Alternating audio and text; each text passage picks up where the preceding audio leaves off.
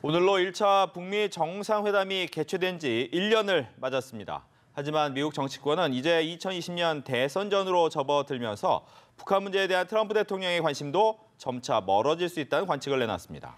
비핵화 협상보다는 대륙간 탄도미사일 발사 등 북한발 악재 돌출을 관리하는 데 주력할 것이란 분석인데요. 연말을 시한으로 정하고 있는 북한의 움직임이 변수가 될 것이란 전망입니다. 워싱턴에서 백나리 특파원입니다. 오는 18일 플로리다주 올랜도에서 2020년 재선 도전을 공식 선언하는 도널드 트럼프 대통령.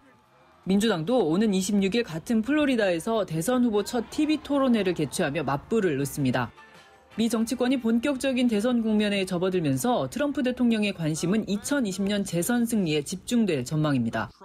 이에 따라 트럼프 대통령이 가시적 성과를 당장 기대하기 어려운 북미 협상에 적극 나서기보다는 북한 리스크가 돌출하지 않도록 상황 관리에 주력할 수 있다는 관측입니다.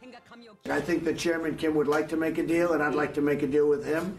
I look forward to seeing him at the appropriate time. 트럼프 대통령이 참모진과의 엇박자에도 불구하고 지난달 북한의 단거리 미사일 발사를 크게 문제 삼지 않은 것도 같은 맥락으로 읽힙니다. 변수는 연말을 시한으로 설정하고 새 계산법을 압박하고 있는 북한이 어떤 조치에 나서느냐입니다. 이제는 미국이 우리의 공명정대한 입장에 어떻게 화답해 나오는가에 따라 6.12 조미 공동 성명이 살아남는가 아니면 빈 종이장으로 남아있는가 하는 문제가 결정될 것이다.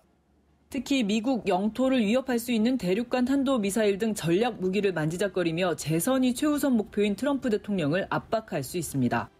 이럴 경우 대북 협상 회의론에 무게가 실리면서 트럼프 대통령이 강경 대응으로 급선회할 수도 있다는 전망이 나옵니다. 반대로 트럼프 대통령이 북한과의 관계 개선을 외교적 치적으로 삼아온 만큼 3차 북미 정상회담을 통해 긴장 악화를 막고 협상 동력을 이어갈 것이라는 관측도 나옵니다. 워싱턴에서 연합뉴스 백나리입니다.